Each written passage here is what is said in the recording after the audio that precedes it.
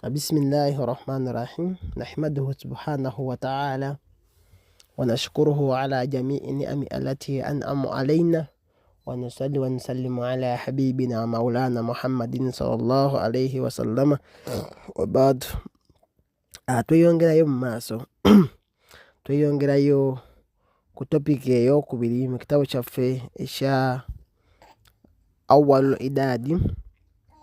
Twalaba topiki esooka mu kitabo kino eno ne tugimalako bulungi nnyo. Topiki yali yogera ku hakikatu atawhidi, kati tugenda kulaba ku arkanul imaani. Topiki eyokubiri arkanul imaani, empagi ez'obukkiriza. Twalaba wali ku butuufu bw'obukkiriza, twalaba tawhidi omutuufu yaliwa, obwetaavu bwe tulina abantu eri tawhidi entuufu n'emigaso gyayo twagiraba. Tugenda kulaba ku arkanul imaani, empagi z'obukkiriza. Mu topiki eno bakulaga ka bracket waggulu awo nabagamba nti buli alina ekitabo kino aba akalaba, byogenda okubeera ng'olabako, byogenda okusoma mu topiki eno babikulaga waggulu awo.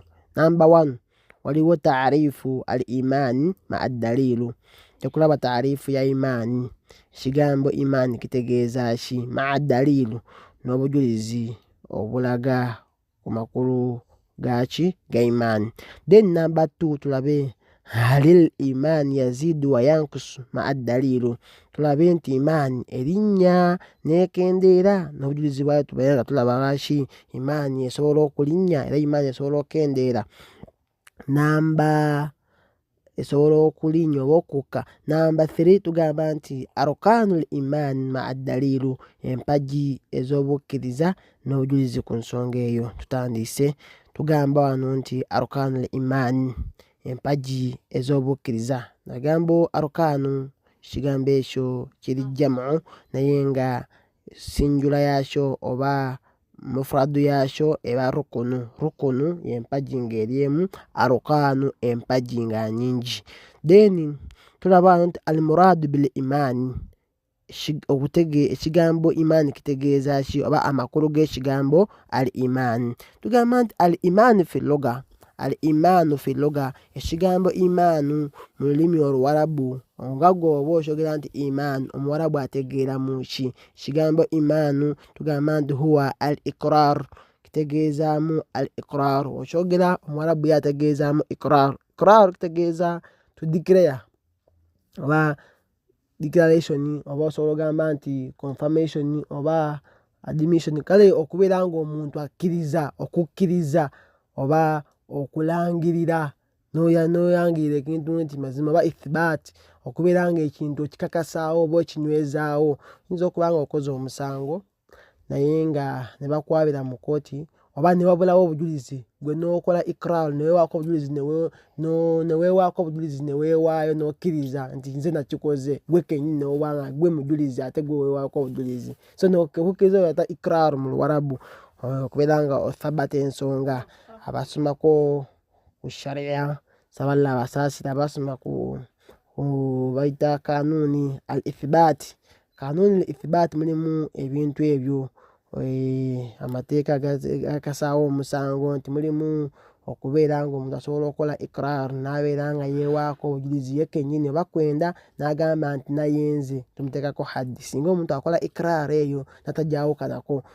Waliwo kati iqrar kitegeeza nti al imaan, imaani bayita obukkiriza, omuntu akikkiriza n'abeera nga akyewaako obujulizi n'adeclaringa n'alangirira nti katugeze ng'omuntu yatula obulokozi oba nayatula kati eyo kye bayita iqrar. Omuntu neyeewaako mwennyini obujulizi, nze ndi gundi bwenti, nze ndi bwenti. Muyinza okuba mumuwakanira gundi musiraamu oyo n'agamba sibaako musiraamu, nze mbadde mbabega bubezi, nze ndi mulokole. Kati nobanga ye muyinja akyewaddeko obujulizi nga takakkiddwa mu mbeera bwetyo, tugamba nti bayita iqrar, okubeera ng'omuntu akola ki? Yeewaako obujulizi, bayita imaani mu lulimi oluwarabu. Era omuntu agamba nti omusajja oyo alina imaani.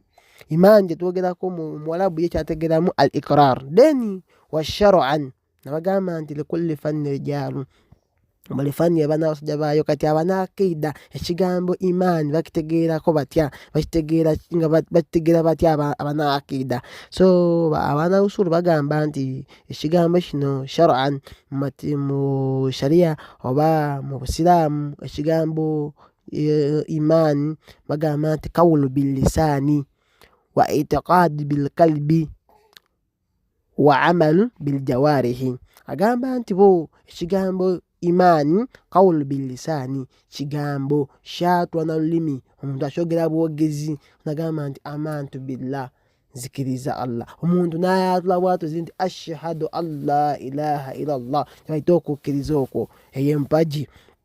Agamba nti ekyo qawlu billisaani ekigambo ekyo kyogerwa na lulimi, kigambo kya lulimi muntu akyogera bwogezi. Wa itikaadi bilqalbi, ate nabeeranga akikakasa n'omutima gwe, akida eri mu mutima gwe mwetuula, nagamba omutima gwe nga gukakasa ekyo nga gukikolerako, kyoita nti nakikkiriza muki na mutima.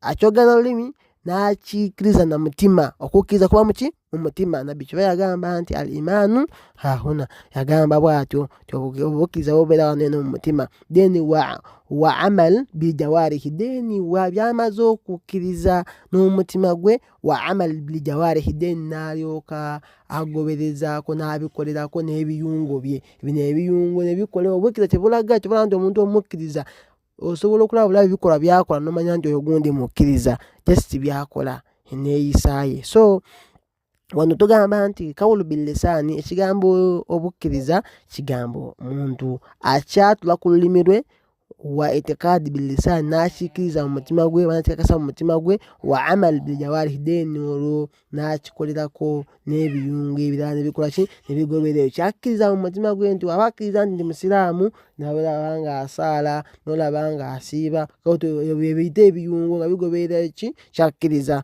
oba kyakkiririzaamu.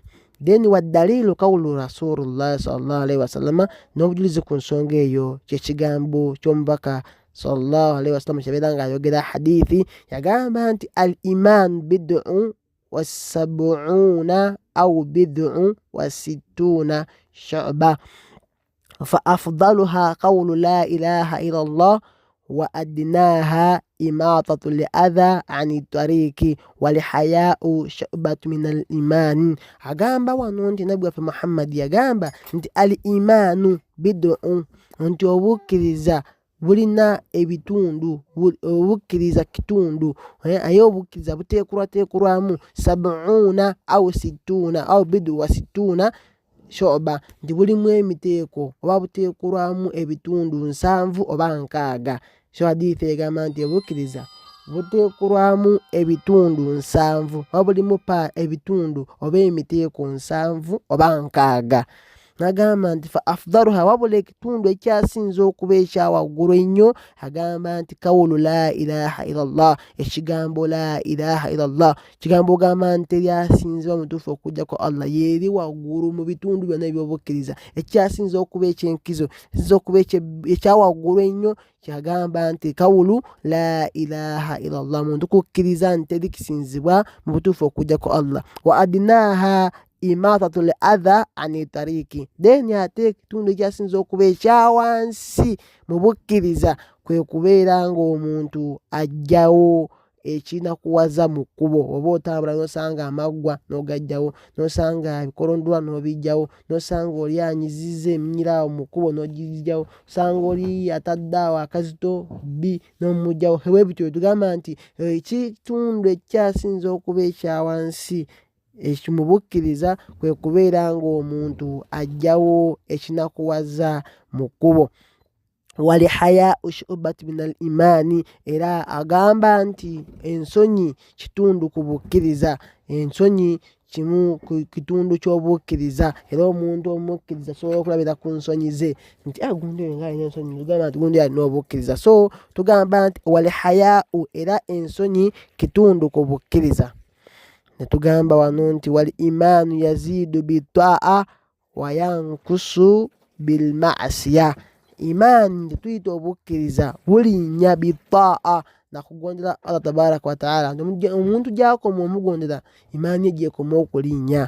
Wayankusu ate imaani ekendeera oba imaani ekkirira esebengerera bil maasiya n'omujeemu. Omuntu gyakoma okujeemera Allah ye alemedde mu bwenzi, omuntu alemedde mu kuyariba, omuntu alemedde mu kugeya, gyokoma okubeera nga okola maasi Allah byabeera nga akuziyizaako okola nobeera nga byolemeddemu okujeemera Allah nobeera nga okola ebyonoono ne imaani ye ekendeera.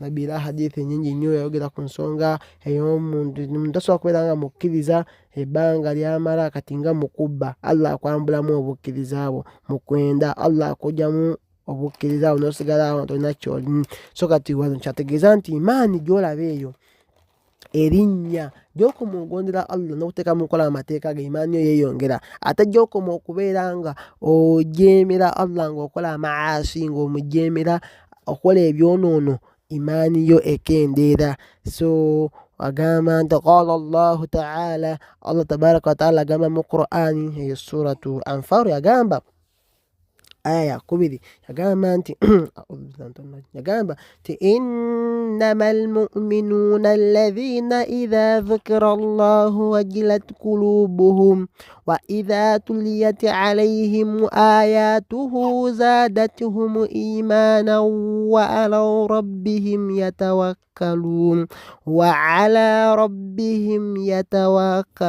Agamba nti abantu abo yagamba mu aya eno nti innamal mu'minuuna alladhiina idhaa dhukira Allah wajilat qulubuhum, nti mazima abakkiriza beebo singa baba boogedde ku Allah, baba bajjukiza ku Allah, babeera boogedde ku Allah we bali, wajilat qulubuhum, emitima gyabwe gitya, gyabwe gifuna okutya. Wa idhaa tuliyat alayhim ayatuhu, ate baba basomera kugamu ku mateeka ga Allah, baba basomera kugamu ku aya za Allah tabaraka wa ta'ala, agamba nti zaadathum imaana, imaani ebeeyongera, obukkiriza bubeeyongera, ate beeyongera bwongezi kukkiriza. Wa ala rabbihim yatawakkaluun, era abantu abo eri omulezi waabwe Allah, eri katonda waabwe Allah yatawakkaluun, gwe beesiga. Abantu abo beesigamira ku Allah, Allah gwe beesiga mu mbeera yonna.